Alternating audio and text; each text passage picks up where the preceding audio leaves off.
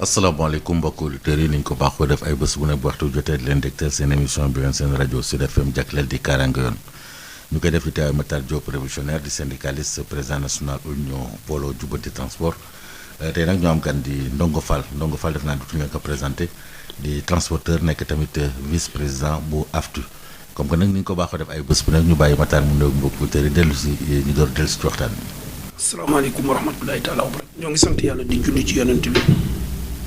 di ñaan yàlla Seex Muntaxa Mbàkke yàlla na ko fi yàlla yàggal te mu ànd ak wér. di ñaan nag sunu xalifa général yi nga xam ñoo nekk Sénégal yàlla yàggal leen sunu kanam seen ñaan yàlla nangu ko ba mbas mii topp réew mi ak àdduna bi sunu borom jëlee ko fi ba ñu mën a am jàmm ak salaam. yàlla mën na ko yàlla na ko yàlla def. amiin di nuyu nag suñu mbokki transporteurs yi ak suñu mbokki chauffeurs yi di leen soñ ci seen émission bi ñu tuddee Kaaraange Yoon émission la boo xam dafa laaj su waxtu wi jotee ñu jël rajo bi taaj ko ci digg ëtt bi woo njaboot ñu déglu ko ndax émission bi dina jëriñ koy xëcc dina jëriñ koy puus dina jëriñ koy dawal te képp ku ko déglu dañ ci gis sa bopp. jërëjëf Matar def naa ne comme ni ma la ko waxee léegi ki nga sunu gan tey di Alaaji Ndongo Fall di transporteur di vice président bu AFTU def naa ne wax na war nañu mën a waxtaan ak moom ci point yu bëri li nga xam ne nag aussi mooy actualité bi accident yu bëri moom mi nga xam ne tamit opérateur économique la nekk transporteur di lingu am na loo xam ne xëy na xalaat am na ci xalaat te ni nga xam ne moom la ñu war a jàngatee ni nga xam ne mooy accident yu bëri yi nag la ñu war a mën a def pour wàññeeku bu fekkente ne sax mënu fi jógee mu wàññeeku def naa ne ay bés yu passé yëpp def naa ne def nañ ci ay bés bu ñu génn tamit di nuyu ko tamit sunu xarit El Hadj Malick Sall bu Thiamène nee na ca borom tali bu bon ba donc ñu ngi koy nuyu xam naa ne ma ngi déglu fi mu nekk nii. El Hadj Ndongo tam bu ñu la dalalee. di la di jaajëfal aussi tam ci teew bi nga xam ne teew nañ fi wax naa léegi ne wax nañ ci accident yi mais am na point yu bëri yoo xam ne bëgg naa dellu si parce que am na te jamono joo xam ne ca Wakaam amoon na yëngu-yëngu yoo xam ne dem na ba garaaw demul ba garaaw sax maanaam macha allah ci diggante chauffeur yi la seen transport ak waa Wakaam bëgg naa ñu dellu si aussi tamit wax xam nu mu demee ak nan ngeen mën a def ak ngeen ci toll. bëgg naa tamit am na loo xam ne jooy nañ ko fii ci accident yi. wax tamit ci concurrence déloyale bi mu nekk cak-cak yi ak nu mu tuddati Jakarta yi demoon nañ sax ba ne légaliser nañ léegi parce que président bu fekkente ne jël na lu ci tolloo 450 millions jox leen ko bu ñu séddale def naa ne kooku ku légalul tam def naa ne président légaliser na la xam na fi nekk nii moom léegi am nga yoon li yéen lan moo ci seen xalaat ci loolu dinañ aussi tamit dégg naa ko for ko ci wéyu bëw li nga ma ci mën a wax am na yëngu-yëngu boo xam ne amoon na ci sa biir liggéeyukaay ak contrôle bi mais dama bëgg ñu ñëw ci accident yi d'abord lan moo ci sa xalaat ba pare ñu door a ñëw ci li nga xam ne moo nekk Wakaam. asalaamaaleykum wa rahmatulahi taala wa barakatu. waaleykum salaam.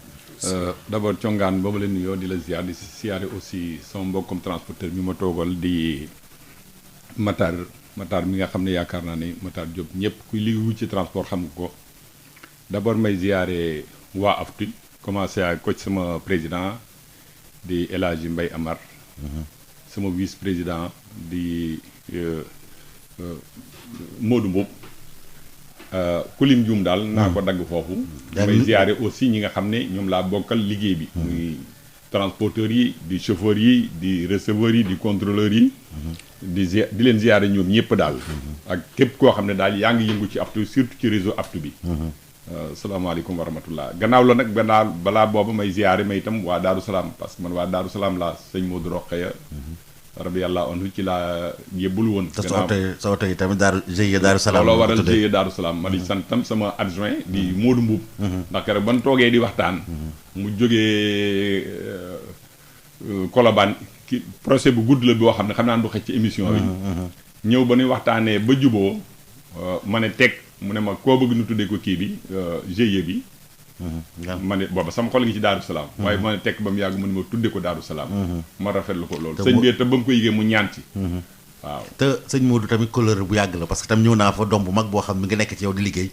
tamit doomam da sa turandoo la dëgg la doomam bi mu tudde am na jabar ba am na doom couleur gu yàgg la moom suñu couleur ëpp na 20 ans dem nañ ba suñu parents yi jaxasoo bi boo xam ni sama papa ak papaam bu ñu gisante daanaka ay jooy la ñuy mujjee teqali ko ba ni sama papa wujjee suñu borom ba moo tax Mamadou moom ni ñu jaxasoo ma dafa métti doyu ma ci moom seede ñu ngi nuyoo Modou Mbodj di ko nuyu tamit président Mbaye Amar ak ñëpp ñi nga xam ne nekk ci AFTU mais tamit am na lu ma la laaj loo xam ne dem na sinon aussi dañuy jàllee ñi nga xam ne mooy ñi wàcc liggéey ci accident bi nga xam ne amoon na ci ay bés bi ñu génn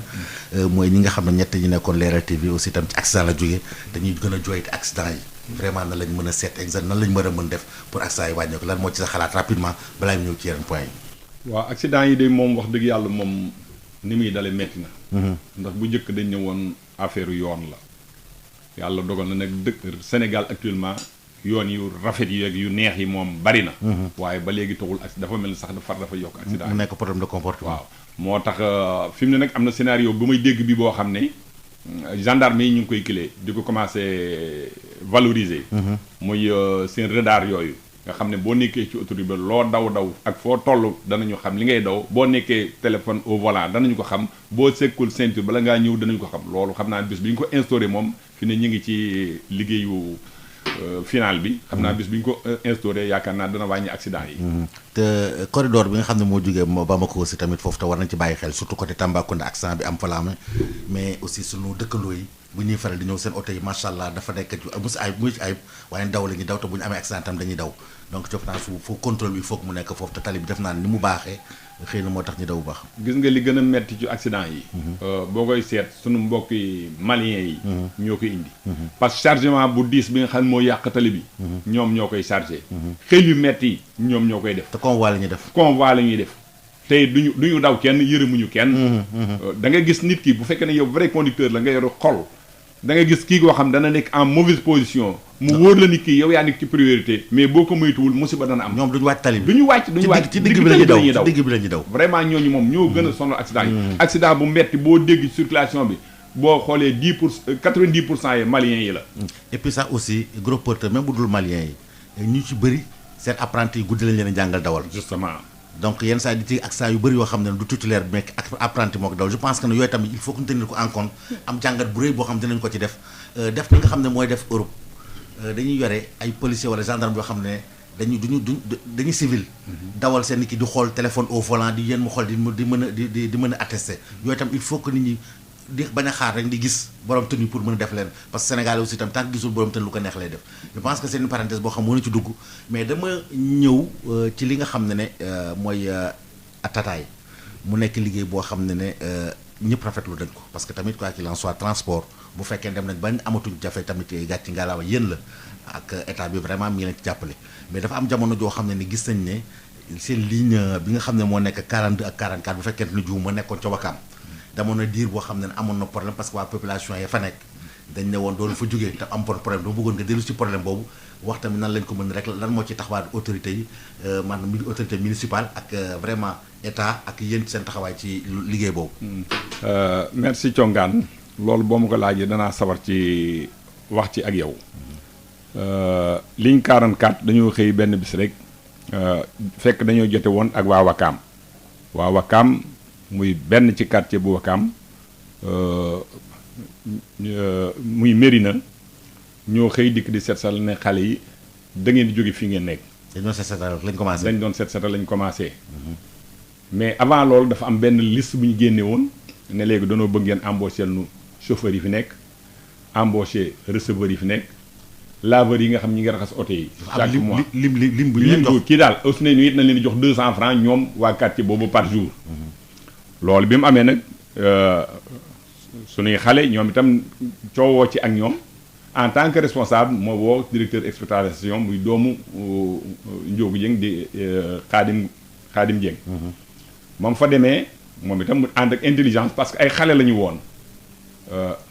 mu xam ne comme que coow ne am na seen biir nee nañ ni génne oto yi. mu am intelligence dem ci gendarmerie ba ne ko damaa bëggoon nga accompagner nu parce que xale yi ñu ngi kile te buñ leen toppee xeex mën na fi am te nun la suñu matériel di yàqu. mu bëggoon nga accompagner ban génn dëkk bi. bi mu leen accompagner ban génn dëkk bi ñu wut feneen fu nekk en attendant mais bi ko. fi ngeen nekk foofu ci biir dëkk wala ci bunt. feneen foo xam ne fi ngeen nekkoon. beneen quartier ngeen dem. beneen quartier lañ dem. beneen quartier boobu mi ci Almadi la bokk. kooku moo nu mujj dal mooy maire Almadi bi ñu di ko ci gërëm de passage. ngeen jóge Wakaam dem Almadi léegi waa Wakaam bu ñu leen soxlee ñu fekk leen Almadi. waaw mais tam waa xale yee tam bi ñu defee loolu tàgguwuñu woon seen i kilifa. ndax jaraaf Guèye. ba mu ko yëgee jaraaf Alioune Guèye. da caa am lu ko naqari parce que damaa woo fa saa si ne ma ndongo li may dégg nu mu demee. ma expliqué ko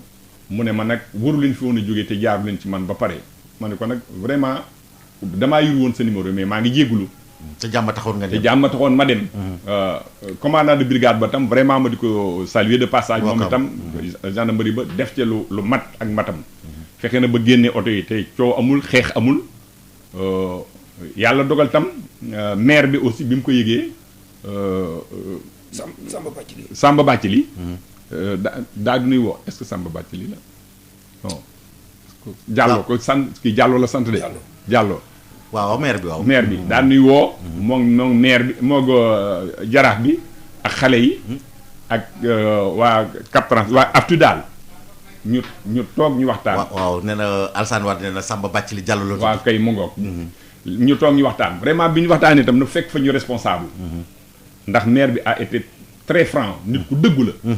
parce que am na détails yoo xam ne bu sama waa kër duggee da leen daal di fël fa saasi waaye xale yi itam am na détails yoo xam bu ñu ci duggee da leen loolu du seen war dafa tëdd njaaxaanaay non tëdd njaaxaanaay dëggantaan la def jaraaf jee itam àgg ci moom itam fulla te itam waa dëkk ba respecté nañ ko waaw bi ñu waxtaanee mujj nañ juboo oto yi delluwaat nañ ci jàmm mais li ci greffé waat moo di ne suñu waa kër muy suñuy chauffeur daal ne ñoom dañuy taxaw parce que amuñu fu ñu gaare oto yi amuñu fu ñuy dem toilette fu ñu toll ñu ngi leen di toroxal kon ñoom it dañuy grève bi ma yëgee loolu ma yónnee fa ni leen grève du noonu boo bëggee grève da ngaa war a joxe préavis wane ne lii moo ma naqari soo ma joxee préavis ni ma dans un mois bu fekkee ne lii fajuwul nag am nga droit grève boobaa tam ki nga xam ne moo la employé di sa employeur am na droit ci woo la ngeen toog ngeen waxtaan point yooyu nga soulever su ngeen ci juboo filaayam bi bu ngeen ci juboowul boobu moment bu jotee am nga droit grève mais xëy rek taxawal oto yi daan ne dootu na dem te amuñu gare routière léegi ba ngeen dégg am loolu déggoo parce que ba nga tàmbali da nga wax ne dañu wax ne il faut que am lim boo leen jëlal ci chauffeur yi lim bu leen jëlal ci receveur yi ak 200 francs pour chaque oto da ngeen d'accord ci loolu wala dafa am loo xam ne ñoom dañ ko bàyyi yéen non d'accord ñu parce que maire ba mu ñëwee daf ne leen loolu du seen rôle loolu rôlu maire bi la yéen amu leen droit laaj xaalis bu xaalis dee am man maa ko war a laaj te tataay bi ñu fi duggee ba léegi benn dërëm mësuñu koo def ci maire bi te dëgg la mu ne désormais à partir de ce jour là danaa jël samay responsabilité danaa leen viabiliser gare routière ba mel ne bi ngeen soxla waaye boobaa tam dafa am lu leen war nu itam d'accord nañ ci loolu mu am ay toilettes na am toilette na am clients yi bu ñëwee di xaar car bi mu am fu ñu toog bu julli jotee ñu am fu ñu julli maire bi d'accord na ci principe boobu te incha allah dana am beneen réunion boo xam ne ko def population bi itam ànd nañ ci léegi nag mu am problème chauffeur yi ñoom tamit ñoom ba ñu lay yëngatoo ñu ne ñoom tamit dañuy kaas seeni droit waaw mais aussi il faut que ñu am fu ñu dem gaanuwaay mu ngoog loo xam ne restaurant xam naa sûrement ci la bokk ak yooyu dëgg la léegi bu ñu ko defee ñu woo leen waxtaan ak ñoom parce que suñuy doom la ñoo suñuy jarbaat ne leen grève bi su ko defee noonu dem leen ngeen liggéey li ñuy lijjanti dana ko lijjanti ba soobee yàlla lii ngeen xam ne moom ngeen laaj seen droit la di ngeen ko am ñenn ñi nag mu ñu ci des bañ li ci gën a metti encore ci man la dal parce que samay chauffeur ba ma leen woo ne leen wax dëgg yàlla samay doom lañu samay jarar ma leen dem leen ngeen liggéey yi lii ngeen bëgg a dugg du seen rôle te it mën ngeen ci am beneen problème am ngeen droit grève mën ngeen déposer préavis waaw mais du nii ngeen di grève samay chauffeur déggal ma taal oto yi di génn yeneen camp yi ci des am na koo xam ne doom la ci man sax parce que papaam sama wëllëre daanaka suñu kër yi ngumba daanaka benn la ku ñuy wax Ibra Gueye bàyyi ba sama oto génn mu taal oto sama jarbaat Xaadim Njaay dàq sama oto ba jot ko baare ko chauffeur bi di kalang-kalang yi di daw ba àgg ci benn gendarme fi mu gaaree oto bi personnel bi wàcc ci gendarme bi di ko wax kaay pour nga àtte ma ak ñii xale ba doxee gannaaw oto bi rocc caabi ja daw bi gendarme bi ñëwee di leen àtte fekk fu oto ba noonu la gaaree noonu personnel la woon sama auto transport en commun la woon personnel la doon jëli wala non ñoom ñëpp ay auto transport en commun la ñu mais comme que dafa bëgg a grève kii bëggut a grève mu ko forcé ci ne da ngay grève loolu moo indi problème boobu malheureusement nag def naa ca la ma war parce que xaw ma ni woon tam doomu sama mbokk sama wëllëri sama xarit wax dëgg yàlla parce que papaam nag wax dëgg yàlla ko li la war booy dax ko da ko dax non d'abord bala may xam loolu dama leen a porter plainte yóbbu leen gendarmerie ba gendarmerie identifier leen ñoom ñëpp ba nar leen a déféré bi ñu ma woo ne ma suba danañu leen déféré bu fekkente ne kilo ma ne leen léegi man soxlaalu ma leen dara parce que am na intervention ci diggante bi waaw nañ ma jox sama caabi oto far ñu woo ma ne ma yow ñaari xale yi ci nekk xanaa xamoo ni gumba lañ dëkk kenn ki ma woo papam confirmé ma ko ma ne ko wax dëgg yàlla de loolu mënu ma ko moom ndongo moom du tëj doomi ngumba moom ak lu metti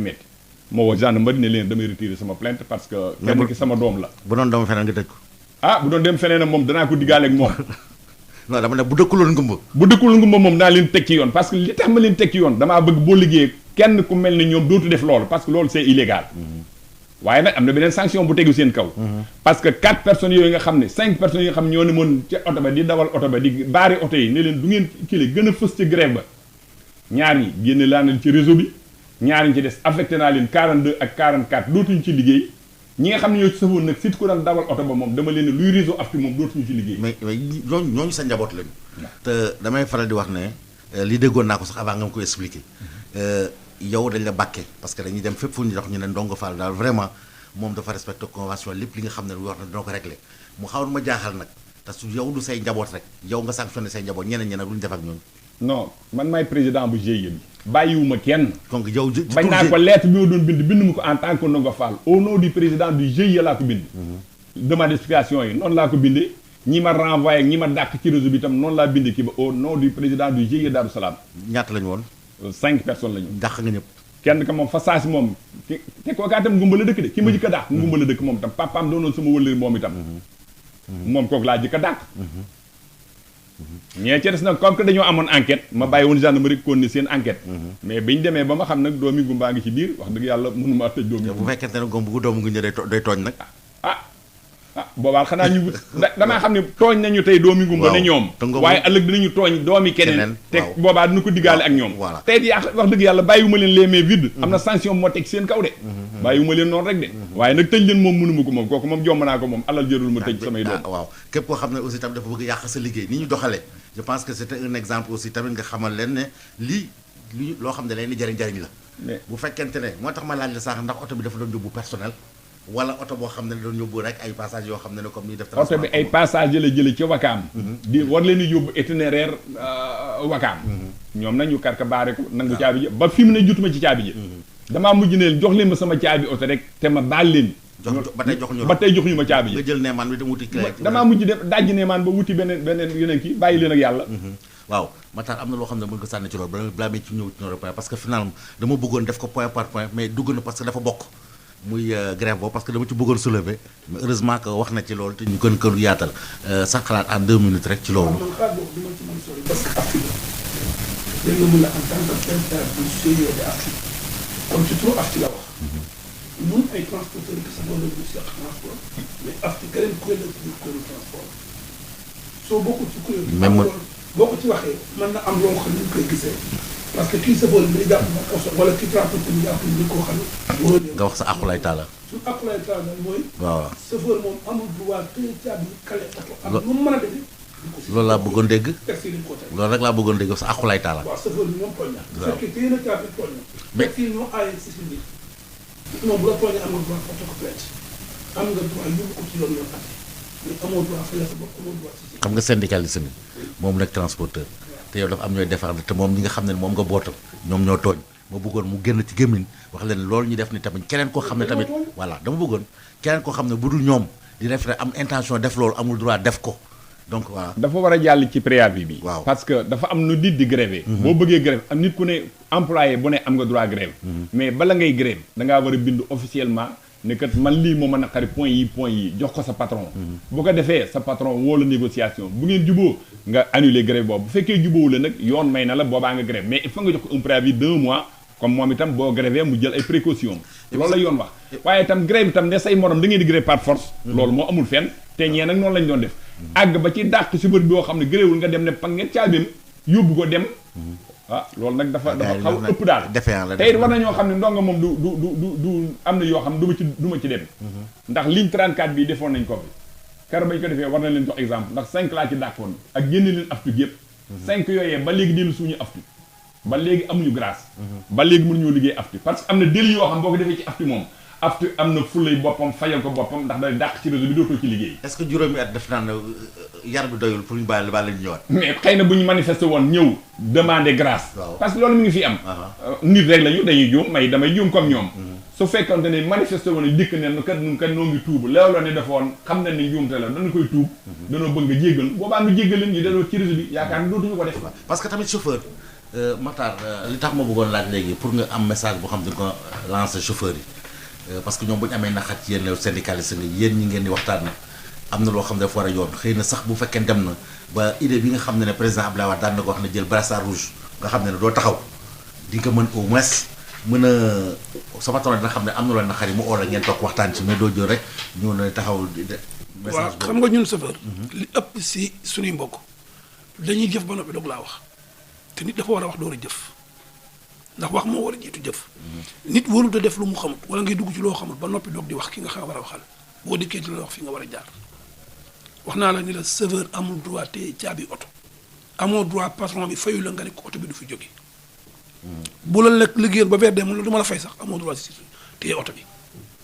loolu taxi yi ñoo ko tere doo ko bàyyi doo ko téye am nga droit nag toppi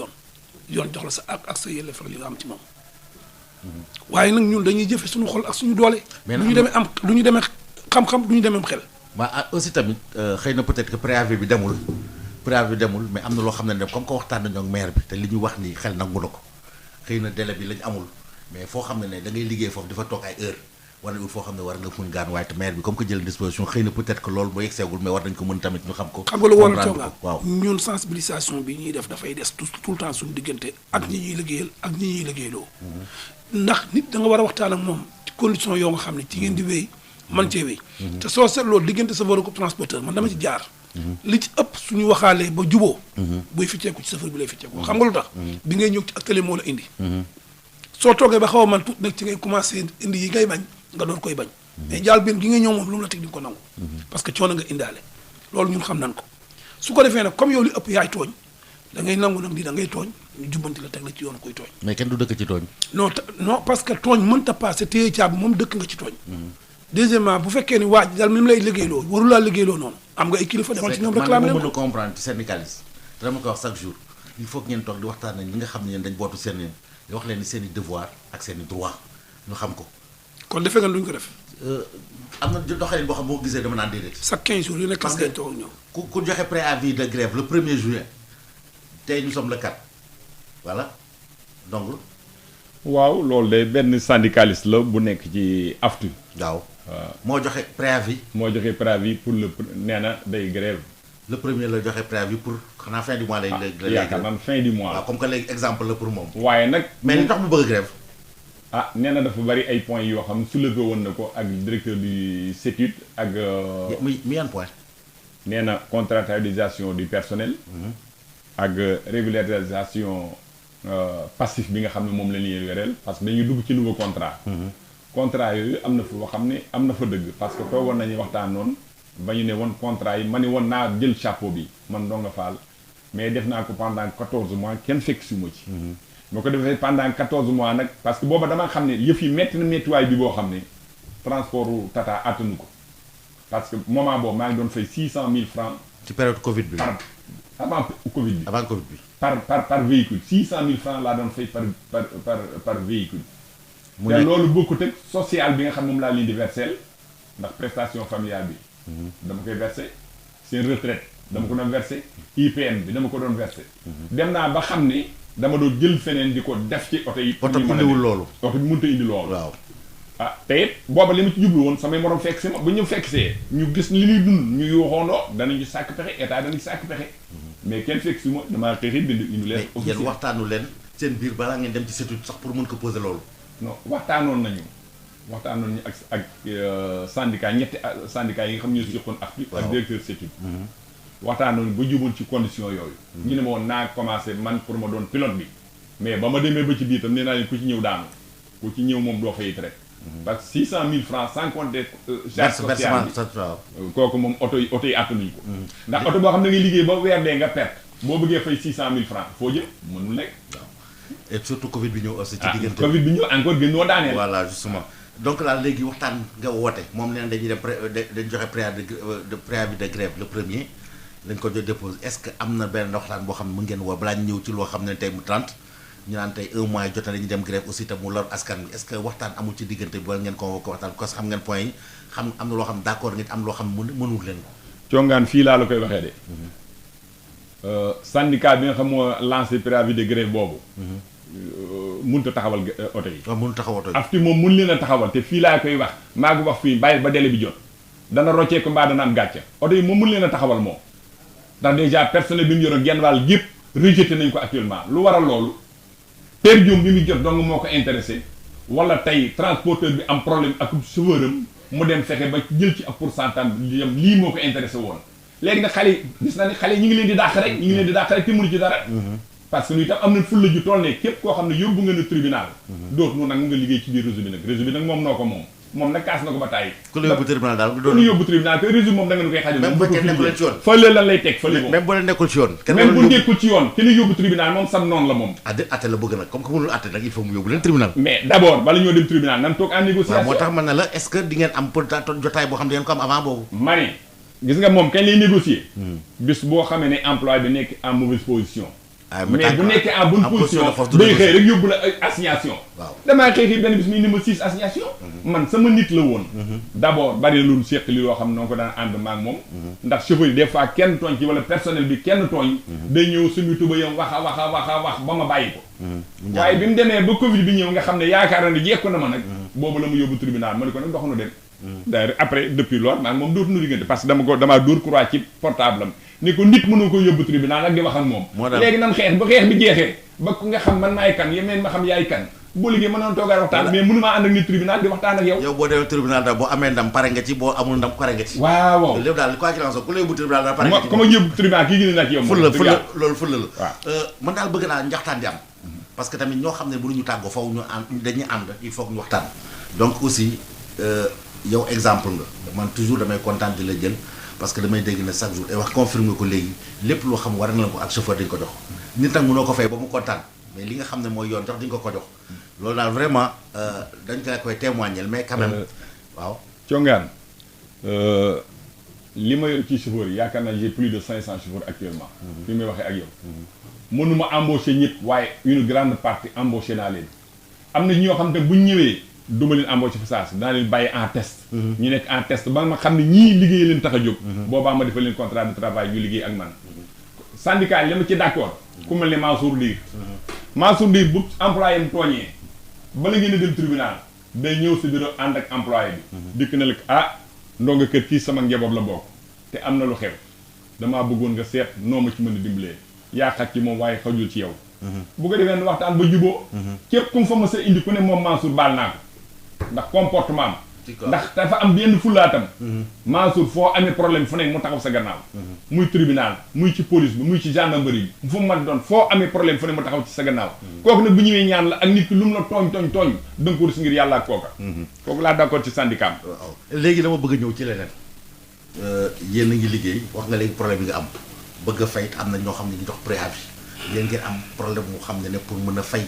seen am na ñoo xam ne traité ngeen fay parce que jël ngeen oto yu bees fay seen i personnel bëgg leen cotisation sociale et tout ñu am concurrence boo xam ne ñoo taxaw te buñu demee nag li gën a garaaw ñi di wax ne bokk ci may leen léegi fi mu nekk leer na mooy cak-cak yi ak jakarta yi parce que bu ñu demee ba président yëkkati xaalis ne leen am leen mooy reconnaître nañ leen te ci lañ bokk man nag loolu président moo ko def mais dégg naa ci wéy aussi tamit wala li ma laaj ñu ne ñooñu li ñu leen mës a tamit légaliser assurance du leen assuré te ku ci amuñu am problème parce que tam amuñu def transport yéen ci boppam liggéey boobu nga lan moo ci seen taxawaay. gis nga congaan président loolu mu def parce que chômage bi la bëgg a wàññi moo tax mu def ko mais xam ne loolu c'est illégal. mi ngi mel ne tey ndonga faal mi nga xam ne mës ta xam lu di médecin tey ma dem ubbi clinique ne léegi damay faj sol sama robe blanche. dans 24 heures bi ñu ko dénoncé police ñëw jàpp mbaa gendarmerie tëj ci kaso bi. moo cag-cag yooyu ak clando yi c'est la même chose concurrence déloyale la. kon nag nit ki tam bu fekkee ne tam da ngaa bëgg a dimbali nit ki itam dimbali ko ci dans les règles de l'art. parce que dëkk bi dafa am nu mu tëddee. cag-cag bi ab poids léger la yore amul sax poids léger permis moto la yore. amul transport amul permis transport en commun amul droit de transporter nit mu di ko fayu. cag-cag la ma ci xam. congaan dafa am ab courrier bu jëm léegi mu jëm place de l'Indépendance xam na ni place de l'Indépendance xat na te mi ngi yeneen soxlaam mu téléphoné cag-cag bi jox ko courrier boobu mu fay ko mu yóbbu ko loolaa xam ci cag-cag waaye cag-cag bi yore ay nit di transporter moom comme transport en commun wax dëgg yàlla man xaw ma nag avec quel pied danser léegi dama koy gis sax léegi ci EDK bi nekk ci kii bi ci Wate arène bi dama gis léegi taxaw aussi pour jëm pour Pikine nag yooyu di ngi def transport loolu nag dañ leen ko may parce que des régions amoon na Kaolack ku xam-xam na ne transport boobu amu yàgg na fa mais fa la yemoon mais léegi dans toutes les régions am na fa mais surtout am na liggéey boo xam def na ak yéen seen tataay léegi problème transport je pense que ne amatul ci région yi parce que aussi tam tataay yi ñu ngi partout mais léegi bu ñu demee ba ci loolu ñu bëgg ci encore booy tata ak risque bi ci nekk parce que gis nga temps yi accident yi ñu wax yëpp mortel yi bu fekkente ne 100 la 80 yi wala 60 70 ay tataal ay jakarta la wala ay scooter donc ça pose problème ba président ñëw taxaw loolu je pense que ne ñi nga xam ñoo wër président nekk ci transport war nañu ko xamal ne ko lii moom vraiment du ci yoon bi mën nañ trouver benn solution àllu Sénégal yaatu na gis nga bu ñu waxoon hydraulique nañ fexe ba nga xam ne canalisation bi dem ñu am benn agriculture hors saison di bay xale yi bay ñu leen di financer ñuy bay je pense que ne ñu dañ liggéey wax bu ñu soxloon 1 million d'emplois dañ am 2 millions wala plus je pense que ne ci loolu la mais lii mooy sacrifier xale yi vraiment koo xam ne responsable doo xam du jëndal sa xale yi. mais dëgg la fi mu nekk hôpital fii ne boo demee hôpital principal fa ñuy fajee damm-damm ya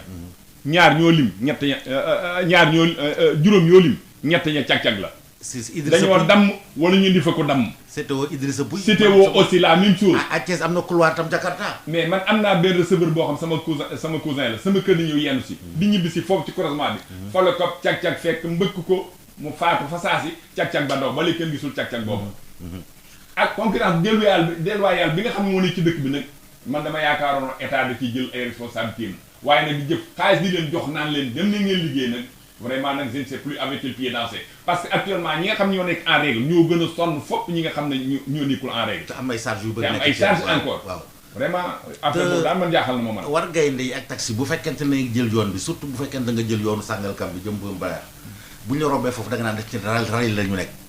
danger bi ci nekk xamuloo ko bu nekkee autoroute parce que dañuy dawal temps bi la ñuy la kii daw bëgg dellu soit te dañuy romb gendarmerie romb police kenn du ci wax balaa ñuy mën a réagir accident am je pense que ne accident da koy gàttalu. mais man benn chauffeur clando wax na ma ko. nee na ma lii ngeen di jooy du ngeen ko mës a réussir parce que ñun suñuy patron ñoo moom clando yii. colonel bu retraité wala policier bi boo xam ne ngi suñu biir. wala gendarme bi boo xam ne ngi suñu biir wala boog takk der bu dëgër gi boo xam ne kilifa bu nekk suñu biir. li ngeen di jooy du ngeen ko mës a réussir. parce que ñi ngeen nuy booleel dañoo bokk ci noonu kon du ngeen ko mës a réussir te mais loolu ma gëm ko. parce que xooli su fii ñu toog nii Liberté 6 bi waa Liberté 6 bi xoola militaires yooyu fii daw militaires yi dañuy daw bay langal dañuy ràmb police dañuy ràmb gendarmerie kenn du leen tudd. ci rond point GVC gis naa fi oto minibus militaire bi def ne wakam mais mu nga gis naa ko donc fii te alkaati yi ñu taxaw. mais seen i kanam lañuy romb la ñuy taxaw te kenn du leen téye kenn du leen tudd. dañuy romb gendarmerie dañuy romb police mais kenn du la tudd. pourtant transport war nañ ko fulal gis nga milliards yu bëri lañ ko war a ndox comme ni ñi nga xam ne moom la ñuy def pour affaire corona bi nañ joxe xaalis bu bëri boo xam ne pour régler ce problème là jël matuwaay jox ko jeunes yi ñu wata liggéey mën nañ jël ñoo xam ne ils sont en civil ay moto booy téléphoné même en ville parce que état mën na am xaalis si loolu la mën nga dépasser 100 milliards am 200 milliards parce que booy jàpp tamit lii day fayloo automatiquement mu xees bi dugg ci xaalis bi nga am parce que ñëppay téléphoné au volant fii da nga naan kenn du ma gis parce que policier gàccee boo demee ci fii radar bu amee comme ni nga ko waxee wala ñu ne ay ñu sanctionné mu gën a baax tak xaalis bi dem ci état bi je pense que nag xaalis dina am il faut que njug ci loolu Matar xam naa ne yow bu ñu waxee clando moo la nelaw sax di nga yeewu mais il faut que ñëw ci côté boobu waaye wala ñu def dëgg la congaan xam nga Malick dina la mere ndax ubbi woo waaw parce que Alsane bi may waaye léegi tamit dema ci hôpital régional bu Ziguinchor am na un département qui s'appelle pavillon Jakarta ce que dire que ne hôpital yëpp am na foo xam ne ni gis nga loo xam ne ni war nañ ci mën a jug ma ni Malick Sall dina la mere parce que maa ngi ubbi woo antenne bi ba mu mën a dugg pour mën a waaw bëgg naa waaw justement li ci des bëri waaw c'est vrai 88 628 98 98 Alsane Bekene am na waaye mais continué waaw dama ciy wax tuuti parce que Jakarta man damaa wax ni dans quel pays nous sommes ñun lan moo nu dal li ñuy dund nii lu tax ñu di ko dund Alaaji Boy Jaw da ci wax bu am solo bari ki démb ci émission Moussa Thiam am benn waay bu ñëw di ko weddi la mu weddi li Boy Jaw wax amul benn virgule bu mu ci mën a dindi arrêté 8903 boobu ñu def pour les motos Thiès yooyu fii jëlewul fenn xam nga ne arrêté mënut a dindi loi xam nga décret mënul dindi loi kon président bu jëlee 450 millions jox ko ay moto décret bu mu mën a jël mënul romb loi wu Sénégal loi bi yëpp doon def kaddu seen kaddu président kon donc amuñu droit di autoriser ab moto muy daw di yàpp ay nit di ko wàcce parce que moto boobu mënul am assurance bu ko may muy couvrir ab client parce que assurance yi du ñu ay dof day jël ab moto di ko jox ab assurance pour TPV te moom mënu koo dagg deuxièmement ñii nga xam ne tey ñooy def concurrence bi di clando yi da ngay gis oto boo nga xam ne mi ngi clando te mën na jënd ñetti taxi oto bi seer na seer goo nga xam ne ñetti taxi mën na ko jënd ba noppi borom bi amul lu mu fay pièce. am na wutal ma ci ligne bi allo. salaamaaleykum. waaleykum salaam sëñ bi. ah Congaan ça va. sunu xarit Modou téléphone bi te fay rajo bi te nga jox téléphone bi. tëj naa ko maa ngi lay nuyu. maa ngi lay fay Modou. di nuyu waa Sud FM gépp. ñëpp a ngi lay fay. di nuyu Matar Diop. maa ngi lay fay Modou. di nuyu sama président El Hadj Ndonga Fall di ko félicité. jërëjëf Mamadou. débat bi jaar na yoon Congaan comme déggati nañu. merci merci. xam nga Congaan lan moo yàq transport. lan la wala ñuy tax déglu. suñuy autorité Sénégal. dañoo joxul transport bi gëdd. dañ leen a jàppee rek comme ay alphabet yoo xam ni yii. ay mbaa yàlla ngeen. ay mbaa yàlla lañu. loolu lañ ñu jàppee suñuy autorité. parce que soo demee ci yeneen réew yi. gis nañu fonke seeni transporteur ci Afrique yi donc. xam ni transport lu am solo la ci réew. transport lu mën a créer emploi la.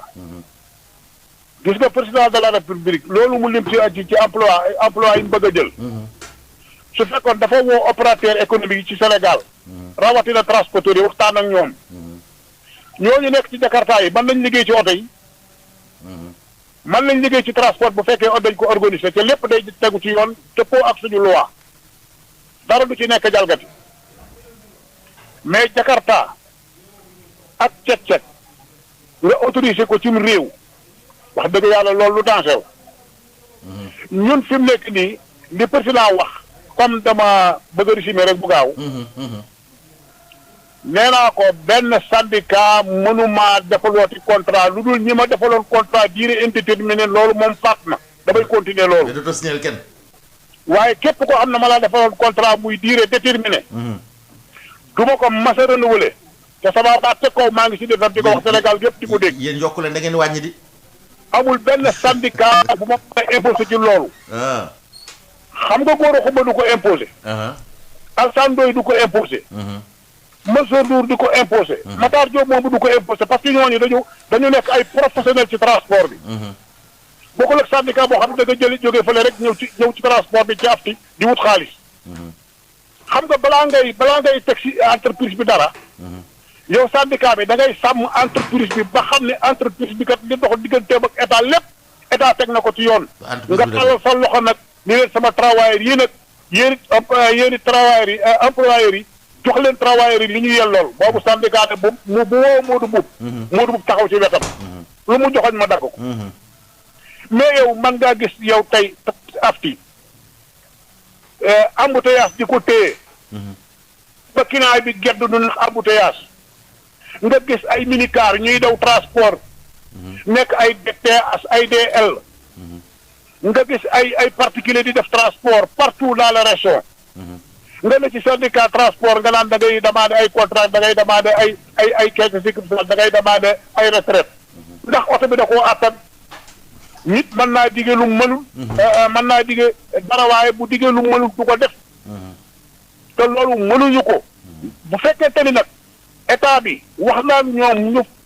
def ba nga xam ni képp kuy def transport na ngay jaar ci loi bi nga war a def pour def transport. parce que suñu réew loi bi moo indi transport. ñu am carte grise transport am visite technique gu transport am licence transport loolu yëpp ñun nappaaje ko réseau bi yàqu complètement di romb police di romb gendarmerie. kalaandoo ëpp la jàmm. dëru amul numéro amul dara ki koy dawal amul permis mu ëpp la jàmm di def transport am yow. particulier bu mu neex fu la neex nga taxaw yëpp ki naa yóbbu ci réseau bu la neex. yóbbu ci commune bu la neex. yóbbu ci dëkk bu la neex. ñu romb suñuy autorité ñu xool loolu ab syndicat taxaw naan yéen ñi nga xam ne yéen a tegu ci loi bi. mënatu leen a liggéey waaye da ngeen di yóbbu IPRES ak da ngeen di verser caisse de sécurité da ngeen di embauché. du ñu embauché kenn parce que yoruñu entreprise. yoratuñu ay entreprise ñun waa AFT xamatuñu fu ñuy taxaw. ay milliards la ñu leb dugal ko ci réew mi. créé ay emploi 7000 emploi yoo xam ne ay receveur ak ay receveur plus employé non direct yi nga indirect yi nga xam ni tôlerie ya peinture ya électricien ya mécanicien ya ñëpp a nga ca biir laawar yi ñëpp a nga ci biir transport li muy créé ci emploi loolu yëpp di ay sars kenn protégé wuñ ci dara bu ñu xëyee bàyyi ñu taxawal BRT xamuñu fu muy jëm ak ñun ñu taxawal TER xamuñu fu ñuy mujjee ak ñoom BRT baa ngi nii di coupé géej waaye léegi fii mel ni fu waay neex fu waay mën a xool nanga fa jaar waaye lépp bloqué nañ yoon wi ñu ne la 26 lignes de afti yoo xam ni BRT bi da koy éliminé syndicat bu xam loolu di taxaw naan na Modou bu embauché na Modou bu fay IPRES ak na Modou bu maa bañ lii tax ma man ko état ma koy jox Modou waaw yow li nga mën a wax yëpp def naa ne il faut que ñëw ci studio émission baax ci yow parce que yow mën a wax lépp maa la wax loolu mu saf saf ko bet ma ne la baal ñu programme émission ak yow xam nga defoon waaw syndicat boobu pare naa pour presse Sénégal bépp muy rajo di télé fu mu nekk dañ ko woo ma ñu def face en face d'accord man li ma bëgg état ma koy jox ma mën a def li ma war a def jërëjëf su ma ko état joxul du ma mën a def li ma war a def jërëjëf Modou jërëjëf ñun xamatuñu fu ñuy taxaw ndax yoratuñu sax ay auto transport ko baax foo génn alkaati jàpp la jërëjëf gis nga jërëjëf congaan waaw ndongo Modou Mbuub loolu mu wax dafay dëgg yoo xam kenn duñ cee weddi dara parce que Modou Mbuub ba ñu toogee ne nañ signé contrat yi ñun ñëpp dañ cee d'accord tegal foofu sa loxo ma jël auditeur bi parce que ligne bi allo waaw salaamaaleykum congaan waaw kooku Barka Diop Sarr 93.2 Barka yow ñu déglu waa congaan ñu kii li mu wax nii ñoom am nañ ministre nañ dem ci ministre bi mu wax ak moom lii nag Sud FM rek la am ndongo Mbacke man doomu transporteur la Abdou Kane Sarr transporteur sa kaw la jàmbur nga yow war naa mën a wax ci oto kon dëgg la bu wér mais oto ñeen da ngeen a respecté wul maanaam client yi man dama daan gis transporteur bu njëkk daawul wax sax waxi banque dañ daan liggéey ak seen fond xëy na da daan barkeel mais léegi nii ak oto yi ñi koy yor dama defe ne manque de responsabilité ci la bokk ndongo man depuis ma dégg congaan di wax ne yow da nga am ay éléments yuy nekk ci tata yi di xool ñiy dawal lu jub ak lu jubul ci laa commencé dugg tata te chauffeur bu ma ko ci wax dana teey kon yow yaa ngi am looy sauvegarder di sàmm sa matériel ñu la ci encouragé man it dinaa jërëjëf koy wax ay chauffeur quoi te ku ma ko ci wax dina redresser sa oto te yàlla xam nañu congaan moom ma dégg mu wax ko moo tax may dugg ci tata mais dama ne ñun comment il fait que ñun ay Mali gën ñu biis gën ñu ay oto tata dafa gàtt am na client yoo xam ne bu ñu duggee ci biir da nga leen di yërëm sax ndongo Mbacke da ngeen dem ngeen Europe dem ngeen fu nekk am na ñun Sénégal bu ñu amee tali yu baax tey war nañoo mën a am oto yu baax xoolal bis yi dem Dakar Louga ak Kaolack yii ak Mali yi ni ñuy amee seen i bis demal Côte d'Ivoire ay bisu Fram lan lay won ay bis yu climatisé mais xoolal oto yi fii da ngay dugg sax receveur yi chauffeur bi non c'est n'importe quoi. Barka daaneel foofu. merci beaucoup jërëjëf congaan bayax gi yow xam nga li fi nekk tamit yow bayax mais bayax dama koy def dacia yi ñu ngi rey nit ñi waxuma ay raw gaynde mais dacia yi dem Tëngéej ak bayax rek wax na dëgg de waaw n'importe quoi ak gendarme yaa ngi fi commandant Guèye ngi fi commandant Diop a ngi fi ak virage Noflaay bi aussi Noflaay yaa tout xoolal ak camion yi fi nekk chaque jour barki démb si mujj congaan yàlla xam ne ni émission bi duñu rëcc jërëjëf Barka dañuy wax ba sonn jërëjëf Barka dañu def émission spéciale ba bayax jërëjëf Barka Diop Sarr doon moom nag neen ba danga am responsabilité wax na mais am na fu ma la tàggee woon dama bëgg ko ne foofu balaa nga ñëw ci li nga xam ne moom la Barka wax léegi waaw gis nga damay continuer ci li Modou Mbuub doon wax rek gis nga noonu dafa am ba ñu nu defal contrat nit ñëpp mais nag dafa am li loo xam ne état bi dañ ko war lool te defuñu ko concurrence déloyale bii nii ci dëkk bi minicar yi nga xam ne ay TH lañu ay Ziguinchor foofu car ne woon ci àdduna ci Sénégal ñëw Dakar fàq nga ñëw Dakar amuñu licence urbaine ba pare souvent ñi ko yore poids léger la ñu yore dagguñu assurance transport en commun ñëw di concurrencer tata yi te ba pare ëpp nu jàmm loolu tant que raxasuñu ko nag contrat yi du may am moom am na lu Modou wax nee na ñi nga xam ne dañu am CDI waxatuñu mais ñi am CDD moom vraiment bu seen contrat jeexee da leen ni ko donc par exemple bëgguñu yokk ngeen di wàññi ndax lan parce que concurrence moo tax mais concurrence bee tax noonu mënatunoo liggéey concurrence bi waaw bu fekkee ne noonu daan jooy ay minicar ñu mujj di jooy ay njaga njaay ñu mujj jooy même tata yi am na ci yoo xam ne y a plus de 50 tata yoo xam ne ñu ngi daw ci réseau bi yoo xam ne amuñu licence te pourtant alkaati yi xam nañ leen te ñu ngi leen ci bàyyi boole koog cag-cag ñëw nun fan lañ jëm loolu lépp lu ñu concurrencé neexul te état bi waxu ci dara ba pare ñun nag nan lañ def ay contrat man de newoon naa leen ku ci def contrat tam yéen ñi da ngeen di daanu ku ko ci def da ngay daanu man damay jëm feneen di ci dugal de waaye du xaalisu tata laay fay contrat yi contrat yi nag dugg naa ci pare du mënu ñi ma seen contrat indéterminé moom dañuy continuer waaye comme li Modou wax itam ku ci am contrat indéterminé danaa leen segg danaa leen fay seen droit bàyyi leen ñu dem toog yi fële non CDD yi indéterminé yi moom non indéterminé yi moom mënu ma leen laaj waaw mais dañ jubal mais ñi même ñi nga xam ne sax am nañ déterminé bari na ñu baax ñi ñoo xam ne du ma leen daax moom ñu ngeen naa leen yore daa ko jël autorité bi allo waaw copain. waaw Ablaye Ndiaye ça va. Ablaye ñu ngi ziar de ñu ngi leen di ziar. Ablaye wala ñu déglu di ziar Matar ak Ndongo Fall moom maa yàgg naa dégg ay yu baax parce que am na mbokkam bu ma dëkkal ci benn baraak. jërëjëf waaw maçon la Fall ko frère. dëgg la wax nga dëgg sama doom baay la waaw xam naa ne sax boo gëstoo peut-être di leen bokk parce que ñu may wax mosoo gi ñang seen géwél la te ñoom suñu géwél la affaire. dëgg la ñooy sama géwélu juddu ñooy sama géwél. waaw mosoo gi ñang. yéen a ngi feeñoon ci biir émission bi loolu nag. waaw léegi mais Matar. waaw li ma bëgg a wax copain. waaw copain mooy embouteillage bi dafa metti Dakar. wala léegi nii bi émission yi commencé dama génn war a dem parcelle mais dama dem ba jub gàddaay dama mujj demi tour ma njibisi parce que xam naa ne damay sonn si yoon bi rek bu ma egg parcelle et puis autorité mais loolu métti na trop. xam nga lu ko waral waaw bépp oto bu doon daw ci régions yi ñëw na Dakar wala ma lool rek di def transport état bi gis na ko ba noppi wëlbati ko cautionné ko mooy li ndongo doon wax mais xoolal barki démb dama jógee Géejawaay war a dem fële boor Saint-Lazare mais gis nga diggante Lobatt Fall bi ak Cambérène j'ai fait 1 heure de temps dama foogoon say travaux la mais bu ma demee foofu gisuma benn travaux ça veut dire que non dafay na laxisme quoi mais xam nga man li ma jaaxal parce que dafa war am service d'ordre pour type boo xamante muy réguler le transport il souffre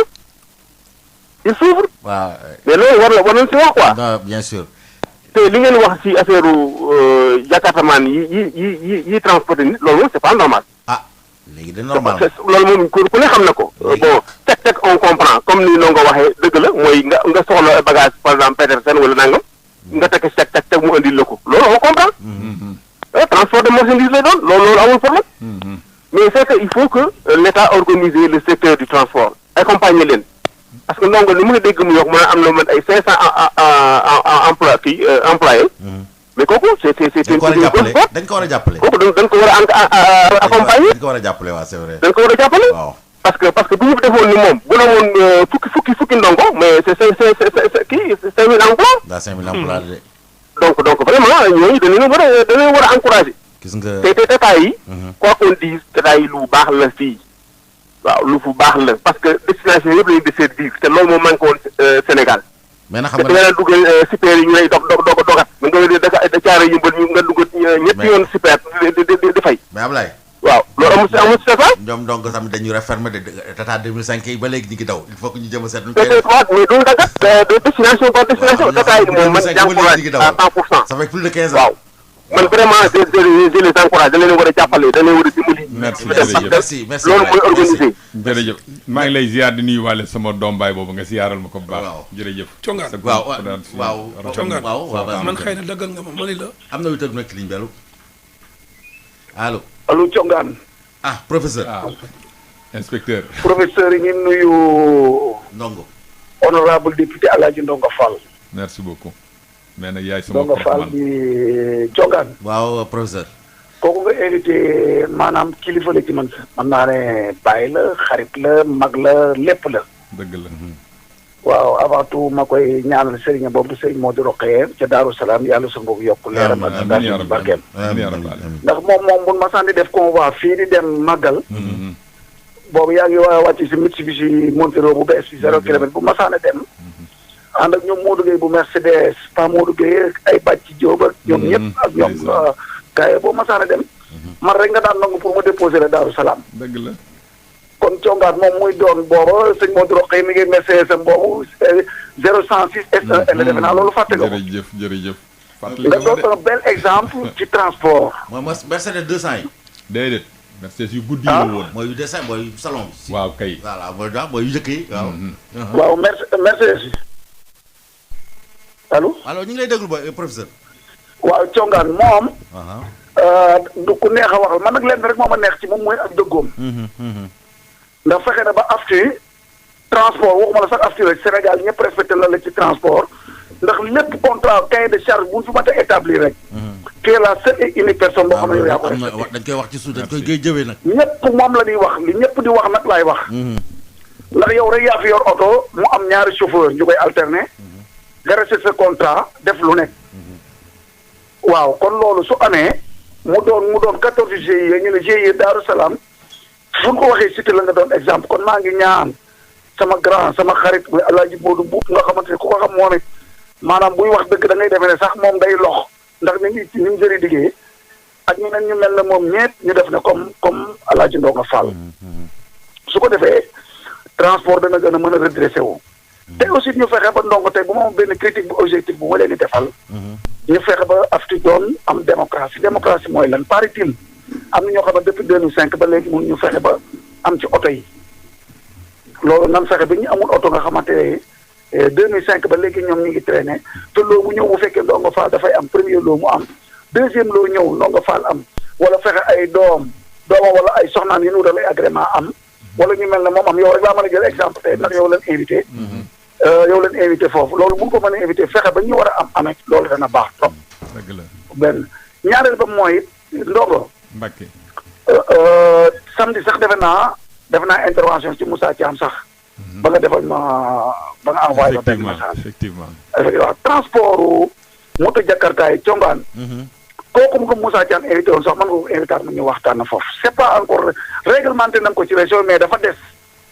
wax naa ko nee naa ko yéen. transport Jakarta fii ci Dakar c'est illégal c'est pas du tout normal. merci. kenn amul droit def transport tant que amuloo droit am licence même ñi nga xamante ne arrêté ministériel bi ñu ko réglementé dans les régions sax ñooñu sax amaguñ droit def ko parce que c'est maanaam arrêté bi c'est en porte-à-faux avec la loi. waaw en porte-à-faux avec la loi parce que su fekkee dañ la joxal arrêté ne la war a defal transport te amaguloo licence mën na ko def exploitation. exploitation dafay ànd ak licence. moom laa ko doon reproché noonu nañ ko xool kon ndongo. pour ne pas monopoliser la parole. foofu nga jàpp fa 13 GIE yi des nag. loo gën a mën a waxtaan ak yow ba doon exemple ci yow dana baax trop su ko defee transport dana gën a jëm kanam. merci El Hadj Boy Diop bala ngay jàll rek ma di la xamal leen. 13 GIE yi bañuñu contractualiser mais li xew ci dëkk bu fekkente ne yow mi nga nekk nga xam da ngaa am contrat léegi clando yi ñoo la ëpp doole ñoo la ëpp jàmm. cag-cag yi ñoo la ëpp jàmm ñoo la ëpp kii fan ngay jëm boo contractualisé tam doo dem da ngay daanu ji bu état bi formalisé transport bi daal jàppale nu nun d'accord nañ ci jël oto bu nekk na am ñaari chauffeur ñu contractualisé la jàmm na ñooyi waaye nag bu fekkee état bi deful politique boobu condition yi mu nekk moom ku ci contractualisé da ngay daanu na defee échec force de l'ordre yi la ñoo deful seen liggéey tey suñu defoon seen liggéey parce que fépp foo xamante ni gendarme ma ngi fay taxaw wala policier ma ngi fay taxaw ma ngay am transport irrégulier loolu du yoon boo ñëwee fi HLM Patte d'Oie noonu ñu fa mel te da nga gis 4 ba 5 gendarme yu metti foofu pour quelle raison ñoom li leen autorisé mënuñu ko yow boo doo yore particulier sax pour nga taxaw ndonga faa di la xaar nga jël sax duñ la ko may te pourtant transport irrégulier ay yaa ngi fa c'est dommage que loolu force de l'ordre yi ñoom ñoo deful seen liggéey c'est dommage que boo jëlee même service des mines car rapide ak njaga njaay am dañ retiré seen licence te waratuloo daw lu tax bu leen bàyyi ñuy daw ci dëkk bi police ak gendarmerie moom moo seetaan jërëjëf te loolu bu leen tuddee état leen tudd jërëjëf professeur waxtu wee ñu dab nag parce que vraiment Alassane may def signe waxtu bi jeex na ci loolu ngay tàggoo président waaw d'abord may sant congaan bu baax mi nga xam ne moom laa àndal ci liggéey bi di jéggulu tam bu fekkee ne wax naa lii loo xam ne joonunu la waaye nag bala may fermer dafa am lii loo xam ne il faut que ma sante ko les responsables policiers parce que am na moment bi boo xam ne xale yi demoon nañ fi ba grève taxawal réseau bi ñu ko yëgee d'abord ma nga déparé woon caaro yi mais ban ñëwee itam vraiment am na lii loo xam ne central def na ko surtout DSP ba mu ko yëgee fa saas ca caaro yi la daal di téléphoné ne lu xew ñu expliqué ko affaire boobu vraiment loolu lépp dañ ne commissaire central bu Guédiawaye aussi ñu di ko sant bu baax wala nit ku dëggoo ngi noonu nit ku am diine ngi noonu vraiment ku baax ngi noonu ce n'est pas pour lui jeter des fleurs central bu Dakar aussi mu nga xam ne mooy lif ñëpp vraiment moom tam woo nañu réunion xamal nañu lii nga xam ne sunu njaboote nga def seen gannaaw vraiment lu nu naqaril te danañu ko faj tey loolu ñu ne waxoon dëgg la parce que am na tracasserie yoo xam ne mi ngi daan xew ci réseau bi mais actuellement effacé wu na central bu Tëngéej aussi vraiment ñoom ñëpp def nañ ci seen loxo vraiment ñoo ngi leen di gërëm ñoom ñëpp jërëjëf donc xam naa ne comme li ñu faral di wax li duuf ci nag bi xajul ci cin li te bëggoon nañ wax lu bëri mais da ngay dellu si incha allah Matar di nga ma may loolu parce que tamit tàggoo bi tam fi mu nekk nii bàyyi ndongo tàggoo na la man sax dama tàggoo Alassane Wade moo nekkoon ci technique bi réalisation Alioune Badara Socé nekk sama wet Ndongo Fall di président bu transporteur nekk vice président bu AFTU ak Matar Diop révolutionnaire syndicaliste président national union boole Diourbel di transport ci présentation bi Mamadou Thiongane di la ñaanal jàmm di ko sàkku ci yéen te leen jox daje beneen